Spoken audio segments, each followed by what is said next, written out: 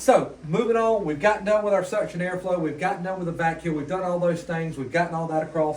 Now we're going to pull out the big guns. Now it's time to do the 52 stroke test. This is where we're going to take their vacuum, we're going to vacuum first, right? And even if, a lot of times you're going to get the customer say, well, I already vacuumed, I don't have to. Don't even listen to that. We want them to vacuum right in front of our face, but not just our face. We want that spouse to see them vacuum, okay? Because after I pull up a pile of dirt in here in a little bit, it ain't going to be one of those, well, I hadn't vacuumed in a little while. No, we vacuum in right now, okay? So we're going to use their vacuum first. Listen, we don't want to go over a big area. Let's just keep it here, 5x5 area, go back. And I normally, we say 52 strokes because there's 52 weeks in a year. Most people vacuum once a week. Okay, that's the reason we say that. Do we literally have to go 52 times? Not really, but you can.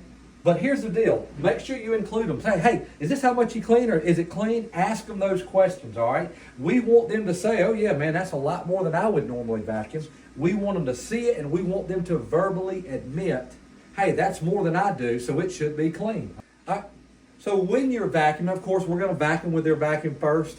I personally like to, again, this doesn't matter. I like to use their vacuum so that they can use their rainbow, so they're not having to get up and use both vacuums. So, me personally, I like to vacuum with their dust pumper, boom, boom, boom, boom, boom, boom, boom, boom, boom, and then I may pull a couple rainbows cloths afterwards, but then I'm gonna let them use it. I want them to use. I want that ownership. I want them test driving it. Okay. So anyway, some things to kind of pay attention to when you're doing that. Where to put the cloth, it's obvious. You're going to take and you're going to put the cloth right here.